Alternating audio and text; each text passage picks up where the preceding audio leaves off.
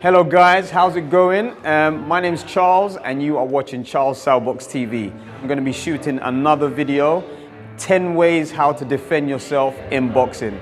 So I've got my main man, boxer at FOOTWORK Boxing Club. Amir? Perfect. And he's represented London as an amateur boxer. Amazing quality in this guy here. Future national champion you're looking at. So we're going to get straight into the video. Obviously we've got 10 ways that we're going to show you how to defend yourself. So blocking, movement, all encapsulated within this video. Let's get started. The first kind of line of defense that everyone needs to know is footwork. Okay, so let's say that I've got Amir in his orthodox stance. Good, nice shuffle there.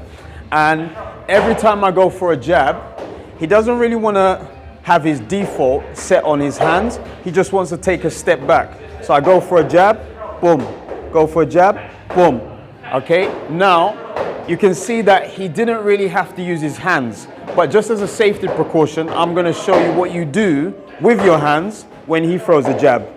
Boom, boom, boom. So do you see all I've done? I've left my hands in the same position and I've utilized footwork. Simply when the jab is coming, just take a step back. So the next thing that I want to show you is the pivot. You have Amir trying to reposition, okay, so he can actually obtain a good angle of attack. So let's say he throws a 1-2. So he throws the 1 and then the 2. Good. So I can always pivot out on the 2, okay? Now, it would be reckless for me to pivot out on just the jab. So if he throws a jab, now look at where his right hand is. Boom. Okay. So I want to pivot out on his blind side. Whenever he throws his jab, boom, I'm on his blind side here. Okay. Whenever he throws his cross, boom, I'm on his blind side here. So the blind side is literally just, you know, where the shoulder blades my opponent.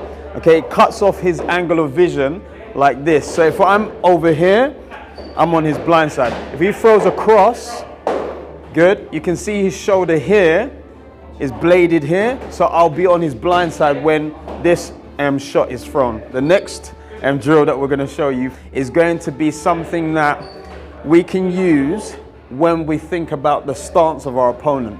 So let's say now Amir is in the orthodox stance. Every time he steps forward, I want to reposition myself off to his left, okay, because that is his blind side. Okay, so where you're facing a more aggressive opponent or even just a neutral opponent, you want to move to their blind side. Okay, so again,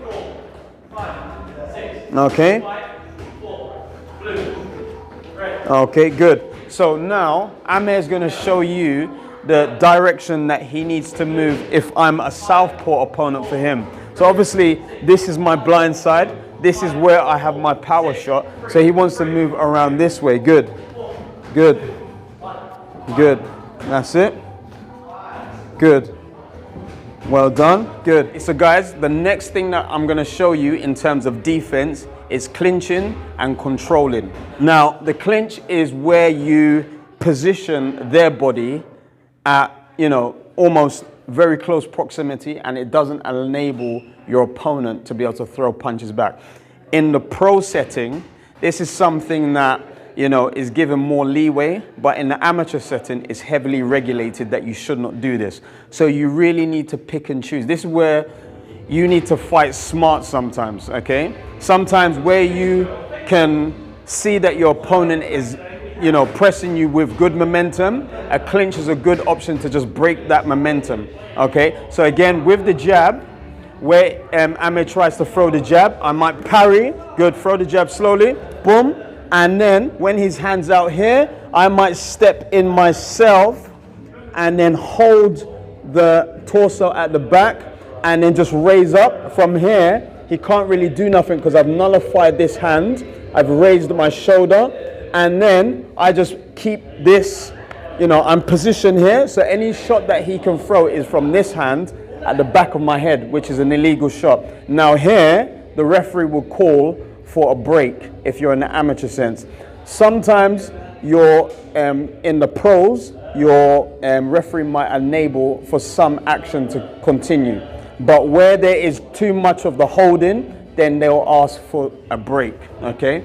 And this is why your pro game should include tactics using the clinch more so than the amateur game. Amateur game, you want to be really more clean with technique and utilize, you know, an understanding that you might have to step back or use lateral movement as opposed to the clinch. So the next one that we're going to show you is the control, okay? So where I throw a jab and maybe Amir slips the jab, boom. So you can see from here, he's going to want to throw a counter. Now what I want to do is just control him and maybe even pull his head down, okay? Now from this position, I control my opponent. So this can be something that you do in the gym and practice so that when you throw a jab, your opponent slips, you parry that way or you control this way.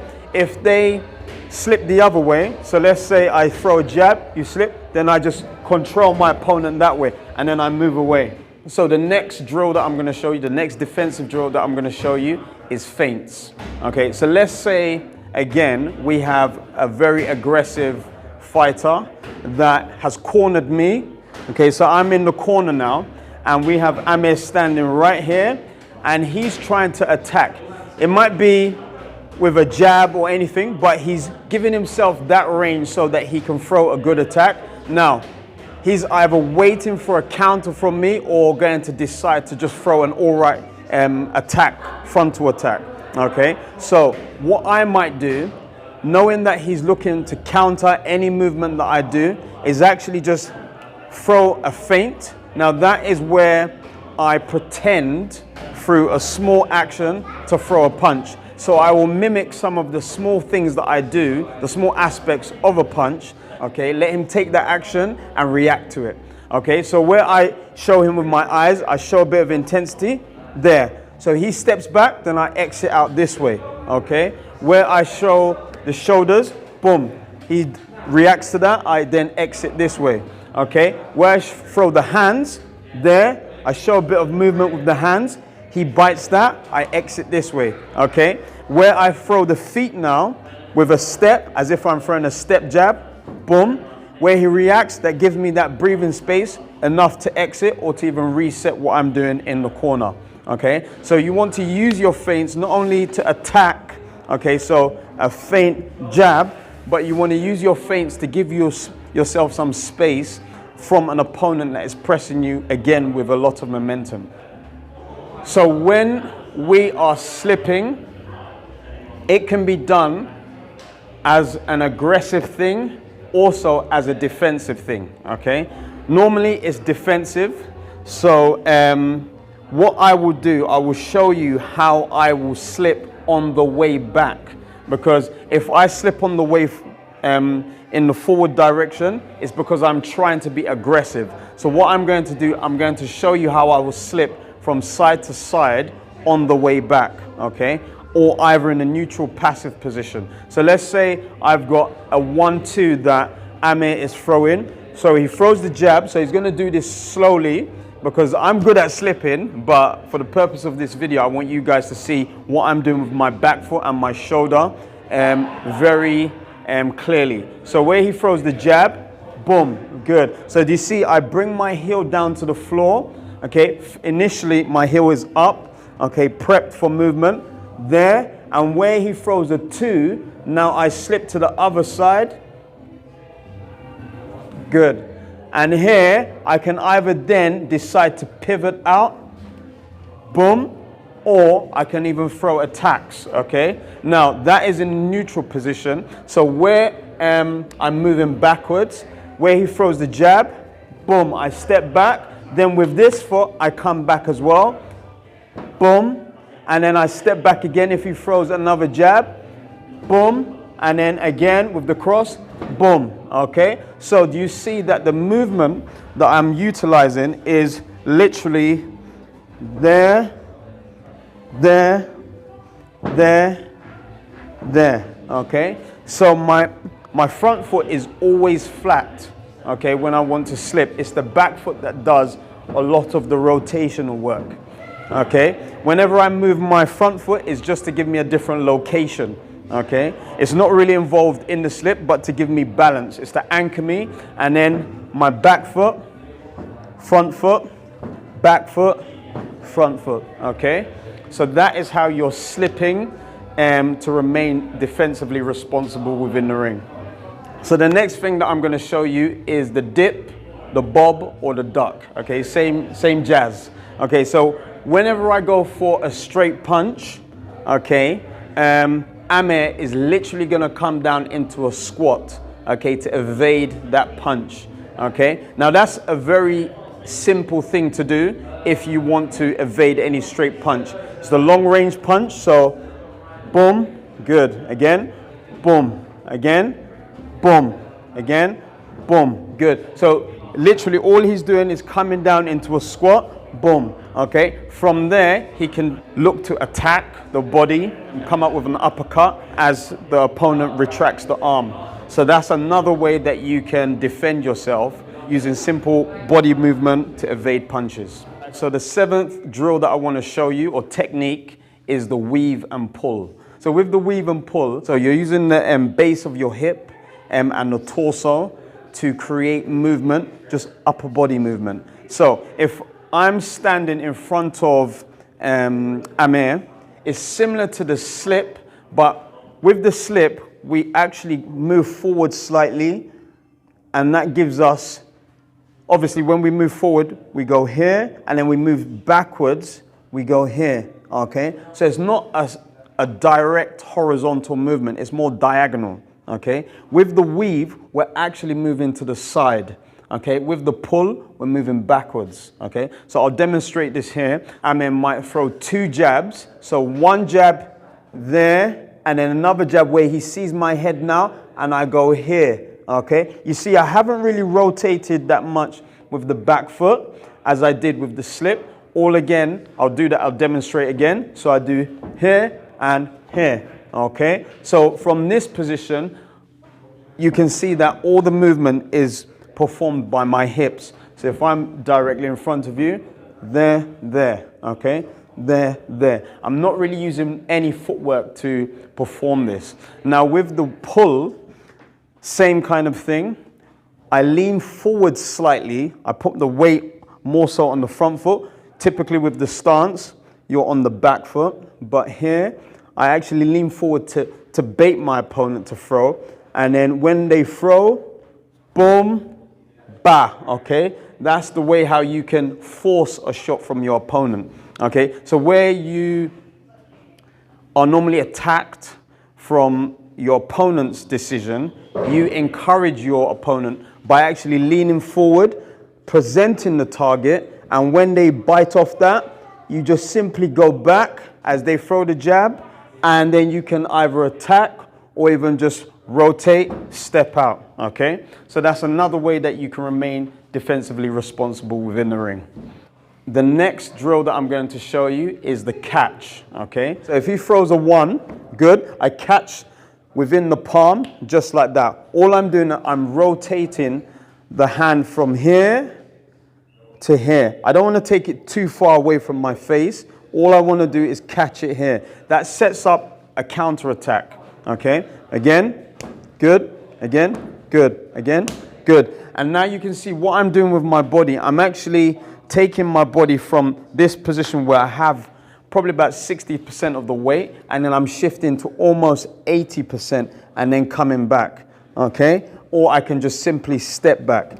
Again, good. So that's a catch with the jab. Now what I want to do is demonstrate the catch with the cross, okay? So if I throw, if Amir throws the 2, boom, throws a 2, boom, again, boom, again, boom, again. So you can see that with the 2, I actually catch it slightly further away from my face. The reason for that is because the 2 has more power, okay? So I don't want to catch, where I can catch the jab and control that easily, boom. I want to catch the 2 slightly away, okay, and still lean back, okay? Again, 1, 2, good, 1, 2, good. So with the catch, you can also use the same principle when you're catching hooks and uppercuts. So let's say if I take a hook from Amir, so you're going to be in your stance, get in your goddamn stance, buddy. So you throw a left hook, I'm going to demonstrate the catch, boom, good, just like that.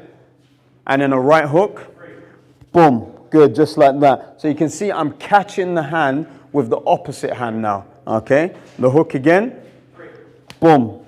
The hook again from the other side, good. Again, boom, again, boom, good. So when Amir throws a left uppercut, boom, good. And then when he throws a right uppercut, boom, good. Now, remember, if he was to throw an uppercut with the right hand and then left hook, I can show you how I can catch both punches. So a right uppercut, boom, and then left hook, boom, good, like that, okay?